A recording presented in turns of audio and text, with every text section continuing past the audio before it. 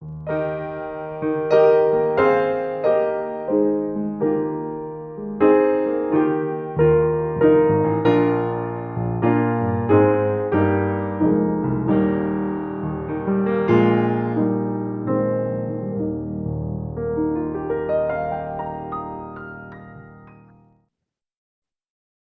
na po kayong lahat, mga kaibigan, mga kapatiran? Welcome sa ating God's Word for Today devotional this beautiful morning.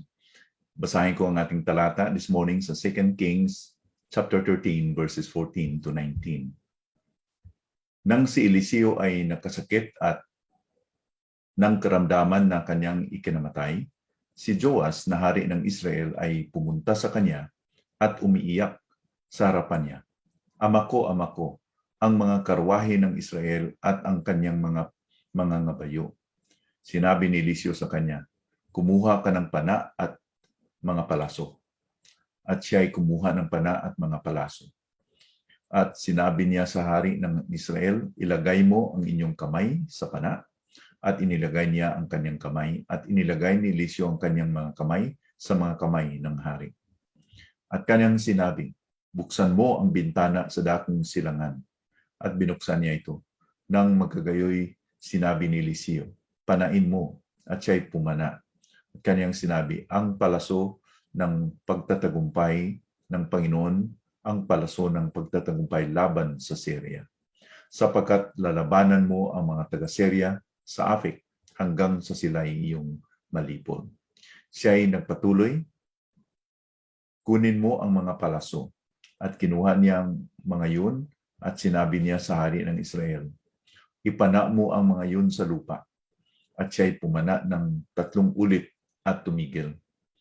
Ang tao ng Diyos ay nagalit sa kanya at nagsabi, pumana ka sa sana ng 5 o 6 na ulit, nang sa gayon ay napabagsak mo sana ang Syria hanggang sa iyong malipol.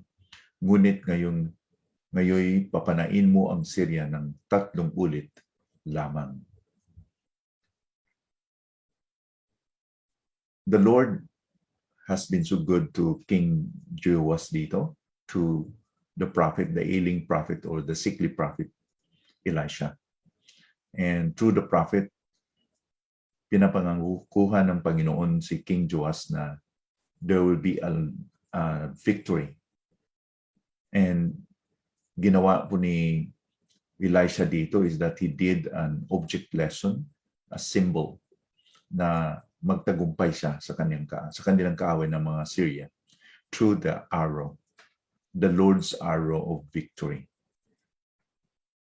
So as we read the story, si Elisha ay nagkamasakit na dito when in fact he was almost to die here. So si King Joash of Israel, when he learned this, he came to him and he was really very afraid because he was really crying and weeping before him. And perhaps he felt pathetic because ang kanyang army po ay kumunti na. His chariots and his armies became very pathetic. So he cried before Elisha, my father, the chariots of Israel and its horsemen. Parang maawa ka, ganito lang po ang chariots ng Israel, ganito lang po ang mga horsemen. How could they fight against Syria if these are the number of horsemen and chariots they had? So how could they conquer a strong nation like Syria? Kung wala na rin ang prophet, mamatay na rin yung prophet. So the king had never felt so helpless until this time. So anong ginawa ni Elisha dito? Eliseo or Elisha, the ailing prophet, commanded him to draw the bow, open the window, and to shoot the arrow towards the east at the direction of the kingdom of Syria. And while he is going to do this, Elisha will lay his hands to the king's hand as he will shoot the arrow to that direction. Then while he was doing it, Elisha said, shoot. And he shot. And he said, Elisha said, "The Lord's arrow of victory, the arrow of victory over Syria. For you shall fight the Syrians in Aphek until you have made an end of them." And immediately after this, he instructed the king again to grab the arrows and struck the ground with them. Pero nagalit si Elisha because 3 beses lamang itong ginawa ni Joash. And this is what he said. Bakit nagalit po siya? Dito po yung kanyang sinasabi. You should have struck 5 or 6 times. Then you would have struck down Syria until you have made an end of it. But now, you will strike down Syria only 3 times. So yun po ang dahilan na nagalit ang prophet sa king. Because he obeyed nga, he struck the arrows to the ground, but only for 3 times. He could have done it more times or many times, more than 3 times, 5 or 6, in order to complete the victory. Now, what can we reflect from this story? Now, ang Panginoon ay may promise sa hari through the prophet. And sa ating relasyon din sa Panginoon, ang Panginoon po ay maraming mapangako sa Bible sa atin. And let us learn that God's promise will always happen. Hindi po mangyari na ma-fail ang Panginoon natin. God will never fail. Otherwise, He will cease to be God, or He is not the powerful, sovereign God who is in control of everything if He fails. Kung anong sinasabi ng Panginoon ay matutupad talaga. God will never fail. So, ang burden of proof o ang failure sa ating side. Failure is always on our side. Sa harap ng Panginoon ay wala pong imposible. Interestingly, ganito po yung sinasabi ng Panginoon sa kay Jeremiah. As Jeremiah heard from the Lord this statement in Jeremiah 32 verse 27. Behold, I am the Lord, the God of all flesh. Is anything too hard for me? Mayroon bang isang bagay na mahirap para sa akin? Kasi po ang mga pangako na sinasabi ng Panginoon ay they are all backed up by His impeccable character and power. Ang pangako ng Panginoon hindi po mapapako kasi po nakabase ito sa persona ng Panginoon na makapangyarihan. Magawa niya ang kanyang mga pangako because He is powerful. So failure is always on our side. Let's not fault it on the side of God. God will never fail. Sa ating panig, tayo ang may pagkukulang sa Panginoon. Tayo ang may pagkukulang sa pag-trust, sa panalig sa Kanya. Sinabi ni Pablo sa Ephesians 3 verse 20 kung sino ang Panginoon natin. Sabi niya doon, God is able to do far more abundantly than all that we ask or think, according to the power at work within us. Kailangan tayo na manalig sa Kanya because what He said, that settles it. The writer of Hebrews also challenged us to have this kind of faith. Hebrews 11 verse 6, he said, "And without faith, it is impossible to please Him. For whoever would draw near to God must believe that God exists or He exists, and that He rewards those who seek Him." Ang tanong natin sa umagang ito is, mayroon ba tayong panampalataya na ganito? That we believe that God is, and that what He has said, He will do it. This will please the Lord. Siguro ang halimbawa natin sa New Testament, which is very clear about trusting the Lord completely to His promise, is si Mary. In Luke chapter 1, ang Panginoon po through the angel ay nagsasabi kay Mary, mayroong pangako, at ang pangako po ay hindi maintindihan ni Mary. We cannot really imagine. Until now, sa ating ding side ngayon, it was really unimaginable, inexplainable.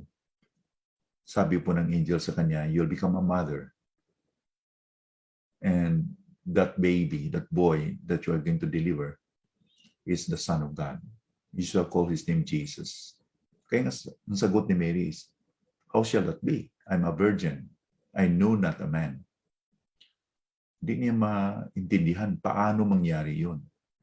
You know, the birth of the Lord Jesus Christ, the conception and the birth of the Lord Jesus Christ through Mary ay hindi talaga madaling i-explain because it is a miracle. So, ang anghel po ay nag-explain sa kay Mary. The angel was Gabriel. Sabi ni Gabriel sa kanya, for nothing will be impossible with God. Luke 1 verse 37. Wala pong imposible sa Panginoon. Kung nangako ang Panginoon sa inyo, Mary, gagawin niya yun. Magawa niya yun. Because walang imposible sa Panginoon. Ang sagot ni Mary dito ay kasalungat talaga sa ginawa ni Joash. Because Mary yielded wholeheartedly to the Lord. She believed and she yielded wholeheartedly. Kaya nga sinabi niya sa verse 38, Luke 1:38, behold, I am the servant of the Lord. Let it be to me according to your word. Kung ganun, sana mangyari ito according sa inyong salita. I'm ready. I surrender my life. Walang pagdalawang isip, 100%. Ganun po dapat ang response natin sa panampalataya ng Panginoon po ay sigurado na tuparin niya yung mga pangako natin. May God forgive us because tayo ang nagkulang sa pag-trust sa mga pangako ng Panginoon. Let it be that God will increase our faith. That would be our prayer today. Lord, increase our faith. Help us to trust you as you are, na hindi kami magdalawang isip sa inyong mga pangako. So God was displeased to Joash and ini-express ni Elisha ang kanyang displeasure. You have just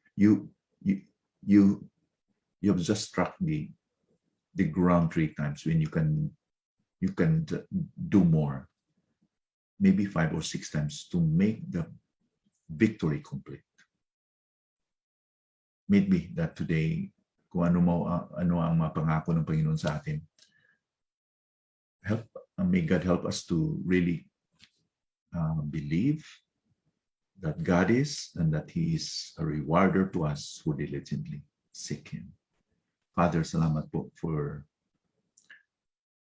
this reminder, this principle, this story that reflects sa aming lahat, Panginoon, na wala kaming pagkakaiba ni King Joash, na we limit your Lord in a lot of ways. We limit you that we don't obey wholeheartedly. We don't trust you wholeheartedly. Forgive us, Lord. May you just give us the faith, increase our faith to trust you, that you'll be pleased, Lord, sa aming panampalataya sa inyo. Whatever it takes, manali kami sa inyo. Not because we can explain it, not because we can understand it. We cannot understand a lot of ways, Lord, tulad ni Mary. But let it be that we'll be like her. Behold, the servant of the Lord. Let it be done to me according to your word. In Jesus' name we pray. Amen.